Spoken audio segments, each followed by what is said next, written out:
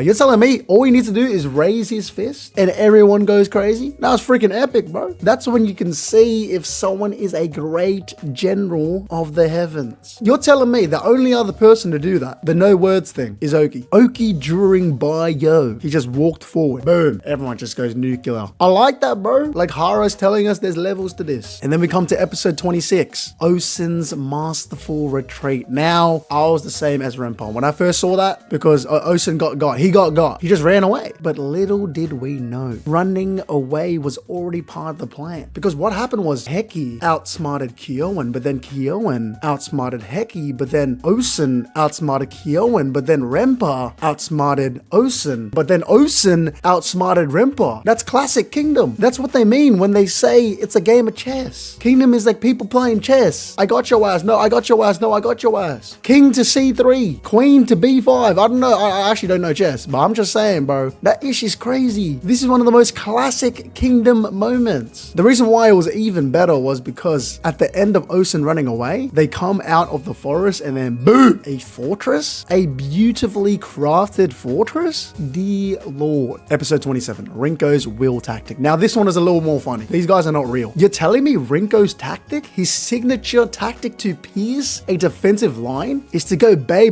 let it rip? Pegasus! El Drago! What? They were literally spinning around like something out of a cartoon. They build up their run before running. Some Tom and Jerry type timing. That's what they did. Bay, let it rip. It actually worked. That was funny though. That was funny to me. Also, it was cool. Episode 28, Mogo's shifting fortress tactic. The reason why this was one of my favorite moments was because this guy is supposed to be the most mundane, the most fundamental, the most boring general of all time. You don't expect anything special from him. He's not a special general. He's not a special guy. He's the complete opposite. The only people that are special in his army are Osen and Kunki. So for Mogo to even try to make a fortress at first was crazy. And also at first glance, the fortress seemed to have many holes, but little did we know, it was a fortress that was able to shift. The walls could move. He planned for it. No matter where Rinpa goes, he can change where the trap is. And it actually ended up working. He devastated, he dicked down all these people with his archers. Granted, it didn't work in the very end, as in Rinpa defeated it in the very end, but still, I'ma still give props to my dog, Grandpa Mogo. He did his thing. Episode 29, Rinko catches Shin lacking. My goodness. This was probably one of the few moments where the animation did not look absolutely dog water, because there's still some questionable CGI in this season, even though it did improve from season 1. But so sweet. He's trying to get his get back. He can't control himself. And then Rinko got his ass. But then Shin, he said, I'm not wasting this opportunity. I'm not wasting this moment. This is the time. And then he got Rinko.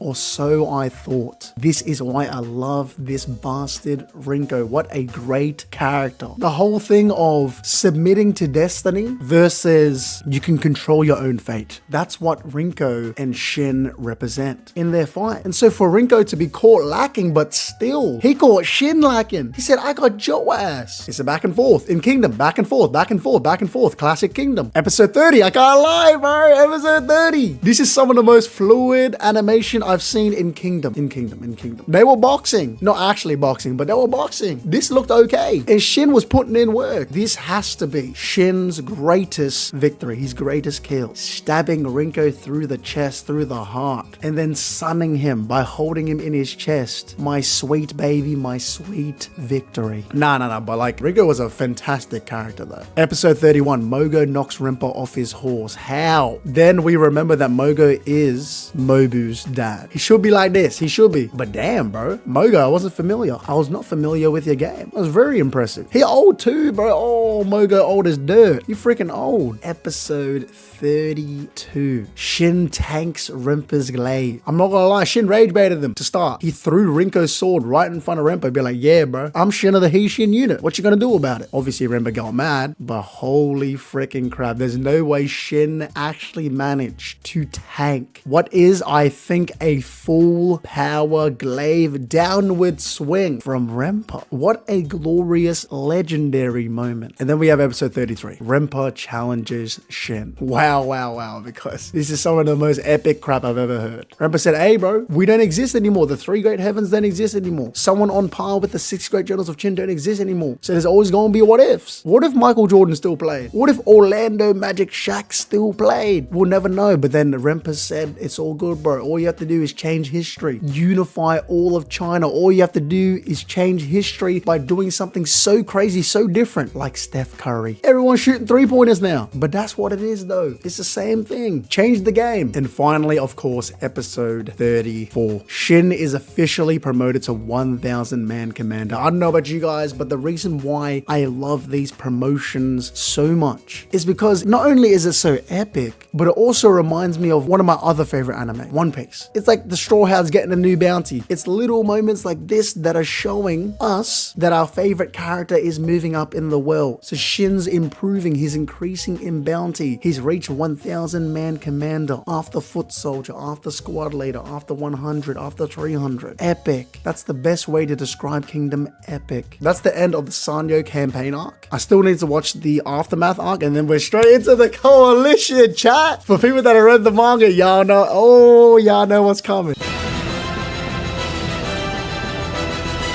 Shin! その人の言っていることは間違いじゃないよ。悪い、シン。実は俺、女の子。あれ？ Gonna beat his ass. ふざけんなてめえ！One, I don't blame Shin, but two, that's not the best way to check, bro. 何出しゃばってんだ小娘が。ぶっ飛ばされる前にうせろボケ。電影のやつマジ脅し。うざ。なんだと。新山軍師がやっかみに遭うってのは十分知ってるよ。山陽にとってここがどれだけ重要な場所かちゃんと分かってるのか。ガキはすっ込んでな。やめとけ電影。熱気と殺気が風に乗ってまとわりつく。確かにこんなに息苦しいのは初めてだ。これが戦場の空気か。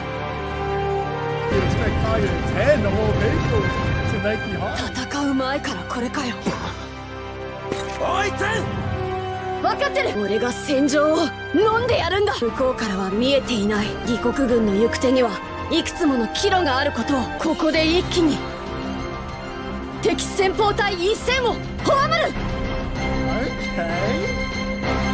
Ten battle walk him down? Yeah, okay. This is the only time, at least for the anime onlys, where people can't say Ten doesn't do anything. Because this is one of the few moments she actually does something. 今だよ合図を旗。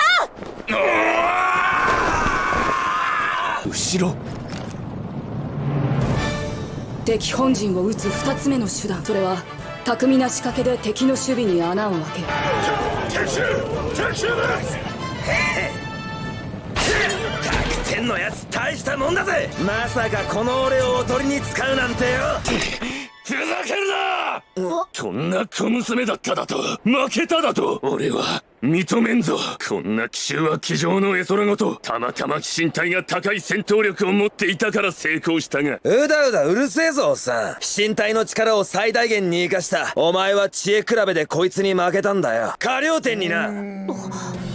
この名前よーく頭に叩き込んどけ。死人の数までお前は背負い込まなくていいんだよ。背負い込むに決まってんだろ。戦場で指示するとき俺はどのくらい死ぬかも計算に入れて送り出してんだぞ。先のことを考えるとどうしても怖くなる。この先何百人死なせていくんだろうって。自分の娘に似てるって言ってくれたやつも俺の作戦で死んだ。もう取り戻せないんだあの笑顔は。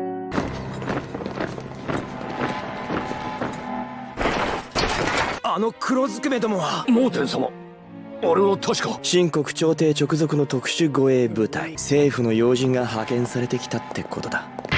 翔平君にディス。軍総司令。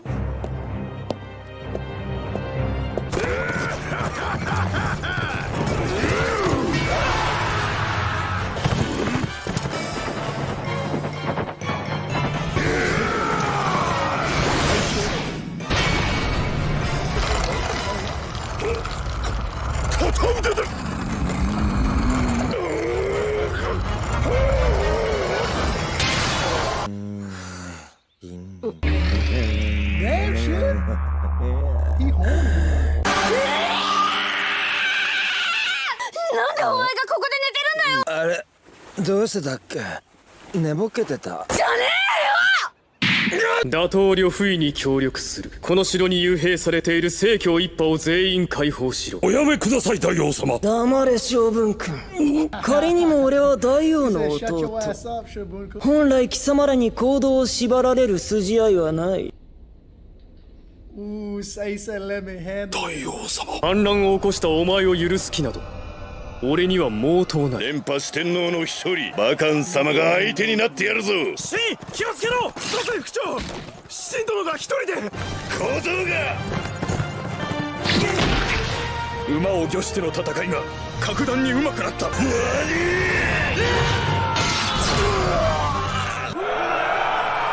たった人たちで関の石笛だ。全軍停止。つまりどっかの国のエレえやつの命令で来たってことが、ひょっとしてエレえやつが自分でのこのここんなとこまでやってきやったのかな。大将が出てくんぞ。どこの誰だって話だけどな。李牧、それではこれより発表する。昌平君を右丞相に任命する。次に左丞相に任命するものとする。弟君がこれほどの力を持っていたとは。こんなことならもっと早く俺たちを解放しておくんだったな。やりましたな大王。俺が身体隊長死んだ。ぐだぐだ長え話をするつもりはない。目の前の敵をぶっ潰す、ただそれだけだ。身体の名を中華全土に響き渡らせる。死が臨時千人将となった時の劇とは。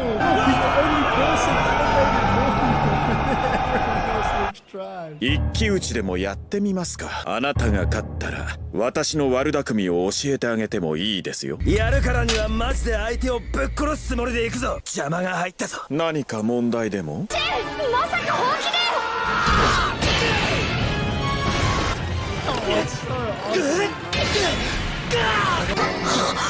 でなんだあの筋肉。いや、あの多くの古傷は。